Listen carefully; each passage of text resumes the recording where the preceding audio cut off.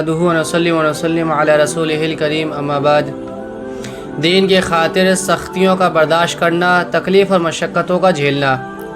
حضور اقدس صلی اللہ علیہ وسلم اور صحابہ کرام رضی اللہ تعالیٰ عنہ اجمعین نے دین کو پھیلانے میں جس قدر تکلیف اور مشقتیں برداشت کری ہیں، ان تکلیف اور مشقتوں کا برداشت کرنا ہم جیسے نالائقوں سے دشوار رہا، اس کا ارادہ کرنا بھی ہم جیسوں سے نہیں ہوتا۔ تاریخ کی کتابیں ان واقعات سے بھری ہوئی ہیں، پر ان پر عمل کرنا تو علیحدہ رہا، ہم اس کو جاننے کی بھی کوشش نہیں کرتے۔ تو انشاءاللہ آج سے ہمارے اس چینل پر سید طالب دہلوی اس چینل پر کچھ واقعات بتائے جائیں گے، ان کو آپ لوگ سنیں، ان پر عمل کریں اور لوگوں تک ان باتوں کو پہنچائیں، شیئر کریں۔ تو سب سے پہلے آپ صلی اللہ علیہ وسلم کے نام سے شروع کریں گے انشاءاللہ، یعنی حضور اقدس صلی اللہ علیہ وسلم کا طائف کا سفر، کیونکہ آپ صلی اللہ علیہ وسلم کا ذکر برکت کا ذریعہ ہے۔ نبوت مل جانے کے بعد 9 برس تک آپ صلی اللہ علیہ وسلم مکہ مکرمہ میں تبلیغ فرماتے رہے، اور تھوڑی سی ایسی جماعت تھی جو مسلمان ہو گئی تھی، اور کچھ ایسے لوگ تھے جو مسلمان نہ ہونے کے باوجود آپ کی مدد کیا کرتے تھے۔ اس میں سے آپ کے چچا بھی ابو طالب آپ کی انہی نیک دل لوگوں میں تھے جو آپ کی مدد کیا کرتے تھے۔ لیکن جب 10ویں سال یعنی آپ کے چچا ابو طالب کا انتقال ہو گیا تو کفار مکہ کو ہر طرح کھلے مہر چھوٹ مل گئی کہ آپ کو ہر طریقے کی پریشانی دے، ہر طریقے سے آپ کو پریشان کیا جائے، آپ کو اور آپ کے صحابہ کو۔ تو آپ صلی اللہ علیہ وسلم اس ارادے سے طائف تشریف لے گئے کہ طائف میں قبیلہ ثقیف کی ایک بڑی جماعت ہے، اور وہ قبیلہ اگر مسلمان ہو جائے، وہاں کے لوگ اگر مسلمان ہو جائیں گے تو مسلمانوں کو بڑی راحت پہنچے گی۔ نبوت مل جانے کے بعد 9 برس تک نبی کریم صلی اللہ علیہ وسلم مکہ مکرمہ میں تبلیغ فرماتے رہے، قوم کی ہدایت اور اصلاح کی کوشش فرماتے رہے، لیکن تھوڑی سی جماعت کے سوا جو مسلمان ہو گئی تھی، اور تھوڑے سے ایسے لوگوں کے علاوہ جو باوجود مسلمان نہ ہونے کے آپ کی مدد کرتے، اکثر کفار مکہ آپ کو اور آپ کے صحابہ رضی اللہ تعالیٰ عنہ کو ہر طرح کی تکلیف پہنچاتے تھے، مذاق اڑاتے تھے، اور جو ہو سکتا تھا اس سے درگزر نہ کرتے تھے۔ حضور اکرم صلی اللہ علیہ وسلم کے چچا ابو طالب بھی انہی نیک دل لوگوں میں تھے جو باوجود مسلمان نہ ہونے کے حضور اکرم صلی اللہ علیہ وسلم کی ہر قسم کی مدد فرماتے تھے۔ 10ویں سال جب ابو طالب کا بھی انتقال ہو گیا تو کافروں کو اور بھی ہر طرح کھلے محل اسلام سے روکنے اور مسلمانوں کو تکلیف پہنچانے کا موقع ملا۔ حضور اقدس صلی اللہ علیہ وسلم اس خیال سے طائف تشریف لے گئے، وہاں قبیلہ ثقیف کی بڑی جماعت ہے، مگر وہ قبیلہ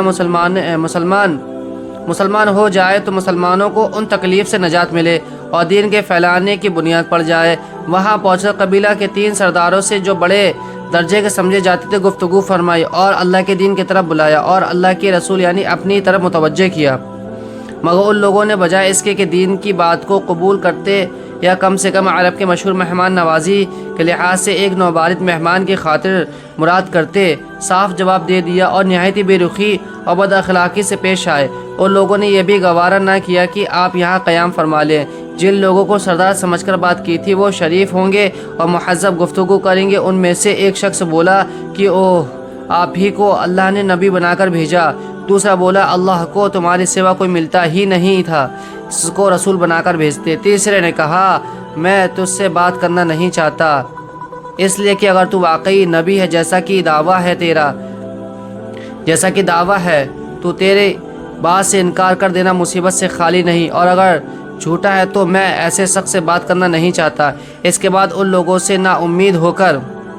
حضور اکرم صلی اللہ علیہ وسلم نے اور لوگوں سے بات کرنے کا ارادہ فرمایا کہ آپ تو ہمت و استقلال کے پہاڑ تھے، مگر کسی نے بھی قبول نہیں کیا، بلکہ بجائے قبول کرنے کے حضور صلی اللہ علیہ وسلم سے کہا کہ ہمارے شہر سے فوراً نکل جاؤ، اور جہاں تمہاری چاہت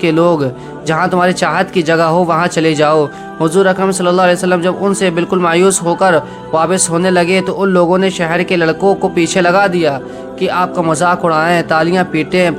پتھر مارے، حتیٰ کہ آپ صلی اللہ علیہ وسلم کی دونوں جوتے خون کے جاری ہونے سے رنگین ہو گئے۔ حضور اقدس صلی اللہ علیہ وسلم اسی حالت میں واپس ہوئے۔ جب راستے میں ایک جگہ ان شریروں سے اطمینان ہوا تو حضور اکرم صلی اللہ علیہ وسلم نے یہ دعا مانگی کہ حضور صلی اللہ علیہ وسلم مکہ میں تبلیغ فرمائی 9 برس تک،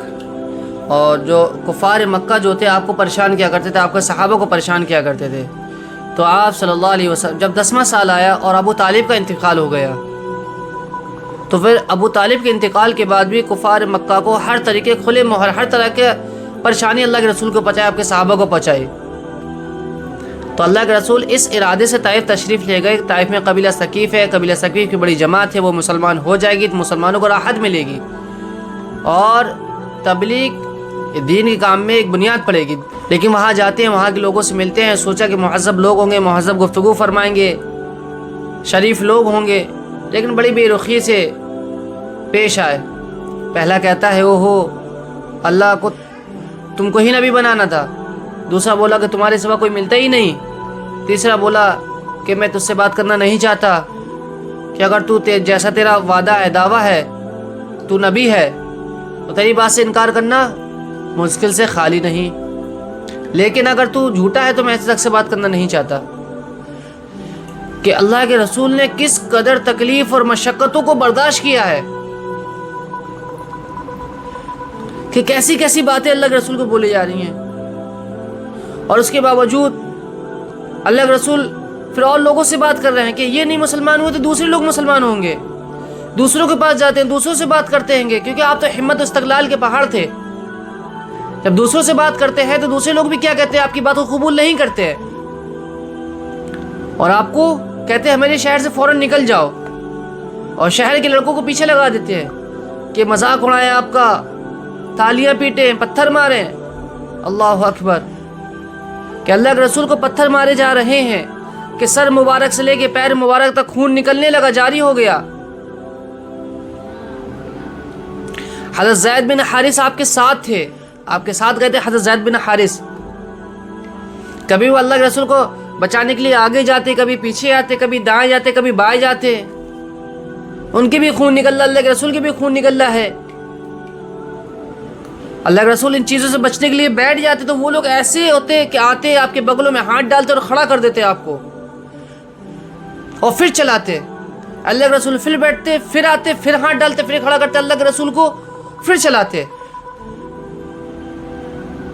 اتنی مشقتیں برداشت کری ہیں، ایسی تکلیفات کو برداشت کیا ہے